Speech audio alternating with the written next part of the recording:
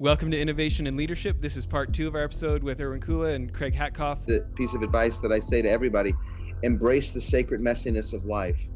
The messiness is the grist for the mill. The messiness is where all the wisdom is. The messiness is where all the growth is. And sometimes it sucks, and sometimes it's not fair. This is another episode of our Innovation and Leadership series where we interview pro athletes, world-class musicians, CEOs, Hollywood filmmakers, and a wide variety of other high achievers. Also, I want to talk to you about one of our show's sponsors. I met these guys back on episode 6. CEO Zach Smith was telling me all about starting a skateboard company and how much he hated doing the bookkeeping for a skateboard shop, and how he really got led to start this business, Bookly, that's a hybrid combining bookkeeping software and human services. And I'll tell you why I let him become a sponsor. It's because I use their service now. I don't love paying $50 an hour for bookkeepers to do stuff that I know software could do way, way cheaper. But I don't love bookkeeping at all. So I want a real live human who knows what they're talking about to help me with the stuff I don't understand. Probably the straw that broke the camel's back for me, though, the thing that put me over the top was that they could do my taxes and payroll also. So totally suggest checking them out. Go to their website, bookly.co, and check out their flat rates. I've been super happy with them. So now on to today's episode. If you didn't catch part 1, I really encourage you to go back, hear more about their backgrounds. We're just going to jump right back into the conversation where we left off, though. Irwin, I want to start with you. I didn't know that you were going to take the conversation this direction, talking about curiosity. But, I'm a really big fan of that Brian Glazier book, A Curious Mind, that producer who made A Beautiful Mind and all those famous movies, right? And his book really makes the case for the role of curiosity and maybe how it isn't focused on as much, even though it's such a powerful tool. I'd be interested. I mean, you're applying Clayton Christensen's methodologies and thought processes about disruptive innovation in completely different domains. Can you go just a little bit deeper on this crossover of curiosity, the disruptive theory, and domains that it maybe wasn't initially thought of being applied to? Yeah. So for me, I think we all know that the key to creativity is crossing domains. I don't care if that's intellectual domains. I don't care if that's people domains. That in difference and in the explosion of difference is where creativity happens. Now, one has to be curious in difference. One has to be curious about some other person. One has to be curious about some other business. One has to be curious about some other domain. And then actually disciplining one's curiosity. And really, you have to work. Curiosity may be a gift, but you can work at it and become really good at being curious. Now, it turns out for me, what happened was when I read about disruptive innovation, for me, what jumped out was, oh my God, really, we have to ask this fundamental question, which is very hard. What's the job to get done? And you have to crawl in for religion and spirituality and psychological and ethical development and raising of consciousness, that whole cluster of things, which is what religion is supposed to be about. You have to crawl into how people tick. And if you think about it, religion should be best. Religion is what teaches about empathy. Empathy is, I want to know what it is that you're feeling so that I can actually know you better and perhaps be able to help you so collectively we can go on a better journey. And the fact is, and I can say this as an 8th generation rabbi, most of religion is either trivial and insipid or very dangerous and very nasty. And for me as a religious person, who has an inheritance, and who knows other religious people who have inheritances. What a shame that these technologies, that's what religions are, they're just technologies. Sabbath is just a giant app, right? The holidays, Christmas is a really big, really significant app. But if these apps are not working, if we have holidays and practices that actually don't cultivate the very qualities of character, of compassion and love and perspective and courage and bravery and generosity, if they don't actually get that job done, then what the hell is happening? What is this about? So I get up in the morning and I take this theory and I ask, what is the job? And then we have to really do good work about it. We have to test, we have to hypothesize. Like any company has the product and you have to test the product.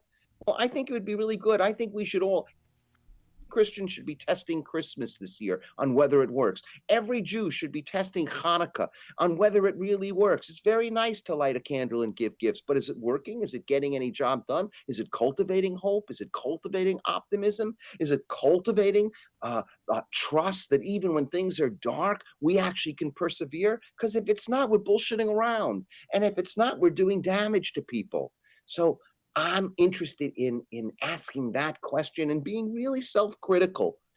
And when self-critical, and I don't care if you're a CEO of a company, right? It's so easy to blame. It's a marketing problem, or it's so easy to blame something when sometimes you know what it is? It's I'm not really solving a real problem for people with my product and service. And I'm not delivering in a way that's accessible and usable and that really treats my customer, my consumer, my user, my parishioner, my congregant, my fellow citizen with the deep respect that all human beings are entitled. And I don't care if that's buying a drink or that is using a liturgy. Because just remember, every tradition that we know was that innovation at one moment. Every single one. Christmas and the Sabbath, a cross and a star and a mandala, every single thing was an innovation. And the only thing a tradition is an innovation that made it. So anybody who wants to monetize their innovations, the truth is, right, what they really want to do is they would love for their innovation to become a tradition. So can I jump in on, because we had the conversation about Hanukkah and Christmas and jobs to be done. One of our favorite, when I say favorite, it's really Irwin and I, have these conversations. If we use the expression Chrismica, does that ring a bell to you when we call it Chrismica? I get what you mean. Well, it's what happens. Here's a problem to be solved. And Irwin can give you the statistics, but there are an enormous number of intermarriages now where you'll have Christian on the one side, and I'm just going to address Christian and Jewish on the other side, and there's a marriage in the family. What holiday do you celebrate, and how do you celebrate it? And while the combination of saying, gee, can we have a Chrismica, from an innovation standpoint, what really made that one take off, and you can't say go viral because back then we didn't really have go viral, was from an episode on the OC, if you remember the OC, called Chrismica.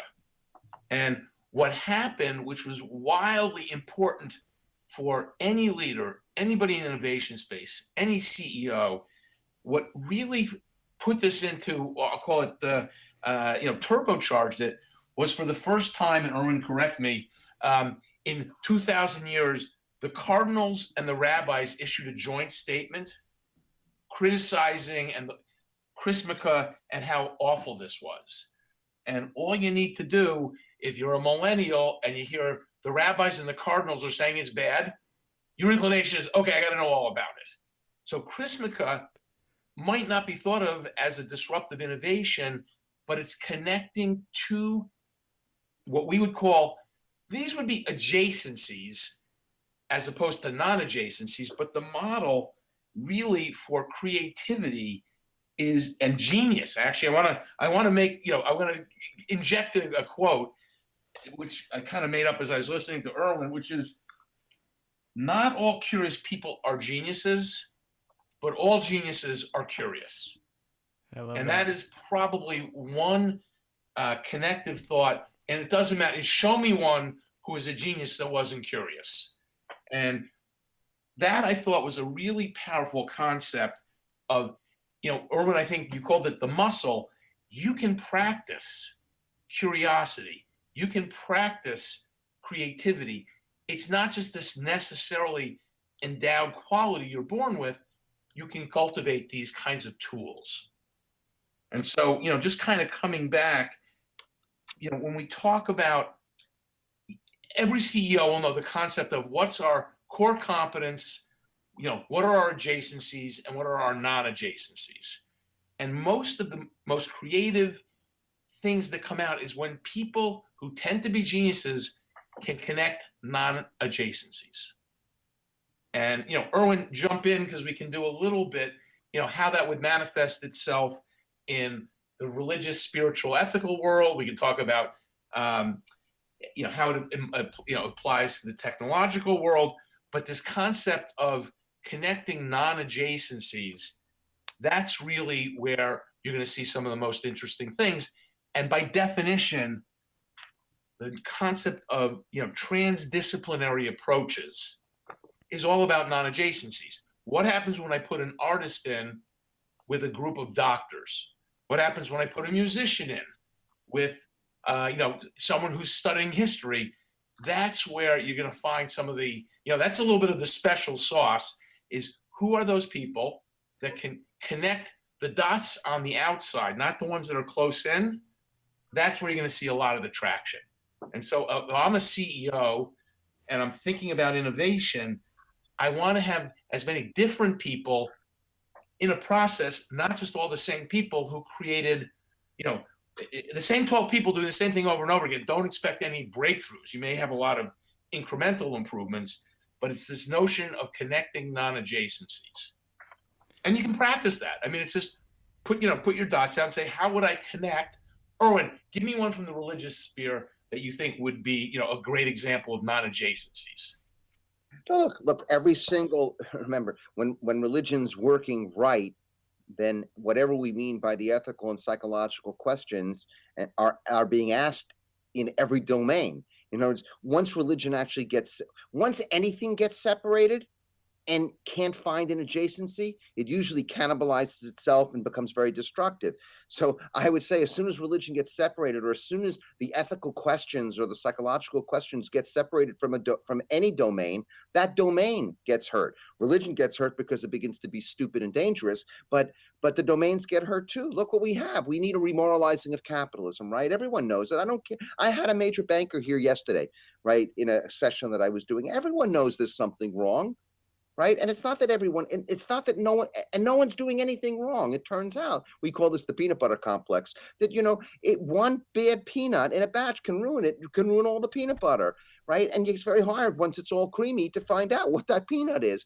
But so it turns out people with very good intentions can get themselves inside of systems that the systems themselves become very, very corrosive. So we need a remoralizing of capitalism. Well, that's not going to happen because you have compliance offices, right, that are paid a quarter of what other people are paid to get around the compliance offices. I mean, so the whole thing, it's always trying to create new domains, right? And I mean, we take technology and we apply it across every possible domain. Who thought that you can use a phone to take a picture? Okay, I mean, who thought that you can use a phone to actually get a taxi cab? So it's always across domains, and someone says, yikes, I never saw that before. What if we put those two things together? I mean, who put the first egg cream together? As a New Yorker, I love egg creams. Who said, gosh, I think if we put a little seltzer, a little milk, and that'll be a really interesting drink. So it's true with everything. Right? Now, in the serious domains, it becomes, if we think STEM is going to solve all of our problems, it's not going to solve all of our problems. Because if you have 17% of American graduates from any humanities program, then what we basically said is we separated being human from the rest, from STEM. Now, humanities have a real problem in trying to figure out how come that happened. Right? STEM has a real issue to say, gosh, we better figure out how to study what it means to be human. So it's always intersections. The problem right now, or amongst the problems right now, is these intersections. These are different language systems. So you have to be almost chameleon-like in being able to speak different languages or be curious about the different languages. And if I can jump in for a second to just, amplify what Irwin is talking about, let me give you a very specific example, that one of our favorites, about, when you don't even have the language, you have to kind of come up with things that can simplify what we might call high concept. And this is something, any CEO that doesn't know this story should learn this story. But if I say to you, and I bet because this is about leadership and innovation, it might seem a little bit less, high level, but one of the terms that we use is called curiosity. And QWERTYosity, are you familiar with the story of the QWERTY keyboard? Probably not the part you're thinking of. Tell me. Yeah, well, so if you look at any keyboard or a traditional standard keyboard that's, in with English letters, it goes QWERTY. And a curious person might say, gee, as Isaac Asimov once, said, is the greatest thing a scientist can say is, gee, isn't that funny? So when we look at a QWERTY keyboard, we say, gee, isn't that funny? Why did they pick those letters? Now, step 2, if you go back to the original version of a typewriter, as people became adept, they started typing at 60 words a minute, 80 words a minute. And if you remember the old, when they had the piano keys that used to go up, and today kids wouldn't even know what that is, but an old typewriter, before the IBM Selectra came along, those keys, each one had a letter on it. And as people learned to type faster and faster, those keys would always jam. So the QWERTY keyboard was by design intended to slow down people because it's the least obvious, least intuitive way of laying out the keys. It's the one they put the letters that are in the weirdest combinations. So you say, wow, that's what the QWERTY keyboard is. And why do we still have that? We don't have those funny looking piano key things. Everything's digital. And even when the IBM Selectra came out, they never changed the QWERTY keyboard. What's known when they tested, there's something called the Dvorak keyboard. But why haven't we adopted it? And the answer is behavior's a funny change. It's not that you couldn't, but the switching costs and the pain of adoption, these are real things that CEOs, and most of them have their own different version, but we happen to use this thing called, if it's a QWERTYosity, by definition, we're going to be interested. Our sponsor for this episode of Innovation and Leadership is Skillshare. If you're not familiar with them, they're an online learning platform with over 18,000 classes on business and marketing and entrepreneurship and technology and lots of other classes too, illustration, other things I'm interested in. They've given us a special offer where for the listeners of our show, you can get 2 months for just 99 cents where you can see all these 18,000 classes, unlimited access. It's Skillshare.com/leader. And I think what I like about them most is their high quality classes that are from high credibility instructors, content marketing right from Contently, or the one I took was last was email marketing right from MailChimp, where these are folks who are obviously seeing millions of other people's email marketing campaigns go out, so they really are kind of a high credibility source of information. So again, it's Skillshare.com/leader, 99 cents for complete access to all their courses for the next 2 months. One last time, Skillshare.com/LEADER. Thanks. It's interesting how you think about the Dvorak keyboard, how it didn't become a tradition, right? And so it didn't get taught in school, and so Right. it didn't become part of people's lives. You got it perfect. It makes me think. I want to go back to something you said, Irwin, kind of riffing off where Craig was going with that. What do you think holds us back as humans from the deeper levels of honesty about these kind of questions? I mean, I'm thinking from an entrepreneurial standpoint, both myself and how many other fellow entrepreneurs don't end up asking ourselves the really hard questions and curiosity about, are we building something people actually want? We pursue our businesses with religious fervor. And here I've got a rabbi on the show asking, hey, is religion even getting done what it's supposed to get done? Do you have anything to say about just like the courage to ask the hard questions? I mean, let me put it this way. In every part of our lives, from the most external, our businesses, all the way to our internal, asking hard questions about our life is very painful, and it's very disruptive, and it makes us vulnerable. And we are not hardwired to be vulnerable. We're hardwired to want to be safe and secure. And so when we say we have to create environments, when you read, in HBR or wherever you read, oh my God, we have to have innovative environments, and cultures can only be innovative if people can fail. And yeah, that's very nice when Jeff Bezos says that, and I love when incredibly successful people say, oh yes, people should fail. Right. And then you read about their companies, and if you fail, you get fired. It's a funny thing. So to actually be vulnerable about whether it's an identity question or whether it's a business question is very, very, very painful. So how do we create that? You can't do that alone. You can't meditate yourself to invulnerability, because vulnerability is the fundamental state and everything else is an illusion, right? And I don't care if it's a bank account or a temple or a religious practice. Those are all illusions that help us make believe that things aren't vulnerable. And because they're illusions, they get very seriously fixed. I don't care if it's a company's commitment to a product that's dying, or it's a religion's commitment to a ideology, or political parties, a political system's commitment to an ideology. That's to let go of those things mean I don't know who I am right now. I don't know what my company is right now. I don't know what my country is right now. That's a really scary space to be in. So some people jump off cliffs and other people hold on for dear life.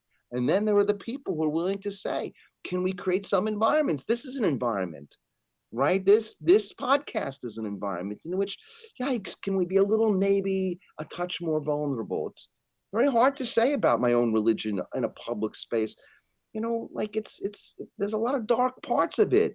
And it does some bad things, and the same thing, Coca-Cola has to do that about sugary drinks, and politicians have to do that about being on the take, and bankers are going to have to say, gosh, yes, we can use all this technology to financialize an economy, but here's how capital works, and the fact is, if it's only about capital, we'll extract everything. There'll be no land left, no labor left, and we will have extracted all value from everything. So these are hard questions to ask because they make us vulnerable. And we don't have a culture, and we definitely do not have a business climate, and we definitely don't have a religious climate in which the word, I just don't know. I really don't know the answer to that. I don't know how many CEOs can get up in front of their board and say, I just don't know right now. I don't know how many politicians can get up in front of the country and say, listen, this globalization thing, I just don't know. I don't know how many religious leaders can get up and say, I just don't know. Well, if we don't create environments in which people if people can say, I don't know, then there'll be a lot of false certainty, and nothing is more dangerous than false certainty.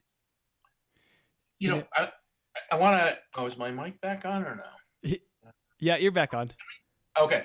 So I want to use those really hard questions and sort of say, okay, if it's going to remain hard, what are the tools? What are the techniques? What are the rituals, the processes to help us become stronger to answer some of those hard questions? And what we have found, and this is not unique to us, is we see pop culture, music, fashion, sports. These are areas that the pop culture helps us get there in certain ways. I'm going to be very specific.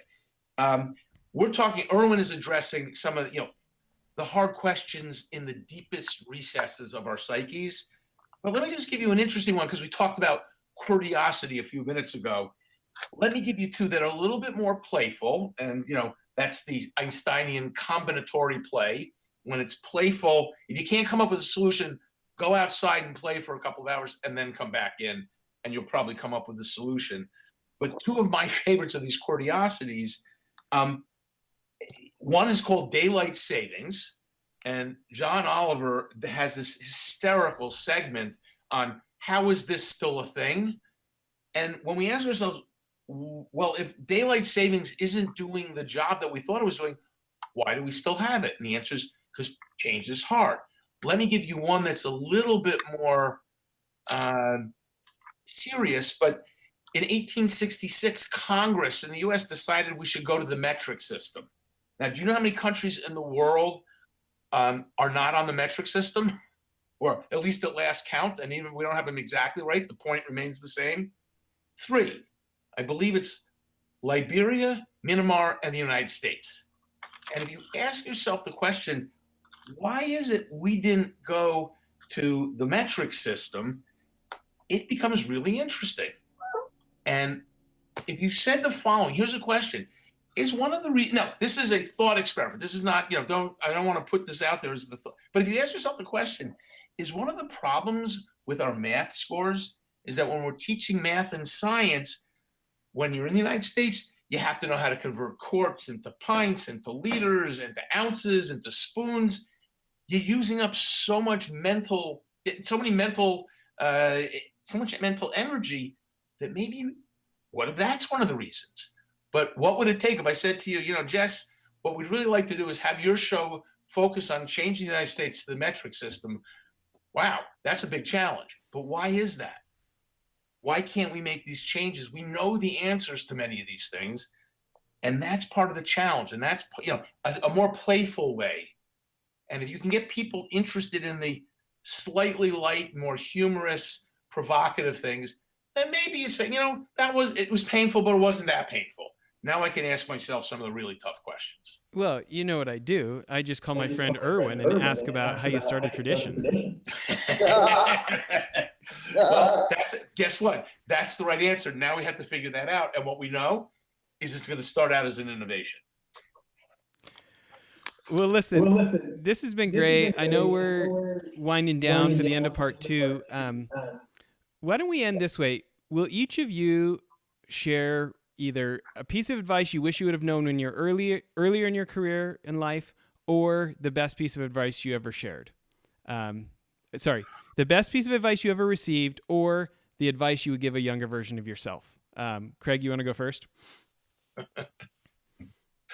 Oh, wow. Do I get to pass and then come back after I hear Irwin, or do I have to go first? You can do that. Yeah, you could. Irwin, you got one on the I have to figure out what will be most effective. I got a lot of them, but they may not rise to the occasion of being the single most important. But if you have one on the tip of your tongue, you go first, then I'll try and collect my thoughts.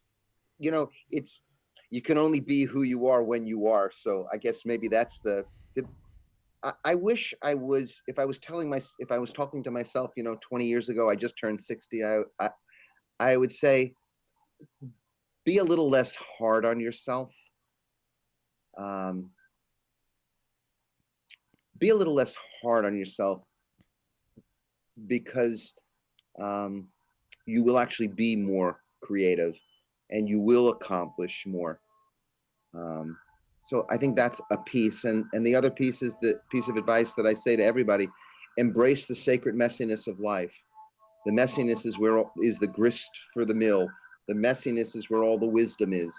The messiness is where all the growth is. And sometimes it sucks, and sometimes it's not fair. And most of the time, good portions of life are completely absurd. But you have to embrace the messiness itself, because in the messiness is the meaning. Love it. Yeah, Craig, can you match that? Well, I don't know if I can match it, but at least I'm going to try and give a coherent answer, since we were talking earlier about, Clay's latest book, Competing Against Luck, Competing Against Chance. To me, it's the same thing.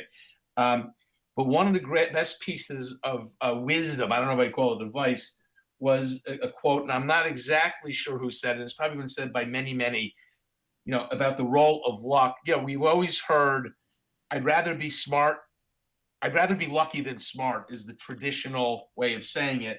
But there's a response to that, which is, gee, it's funny. It seems that the harder I work, the luckier I get.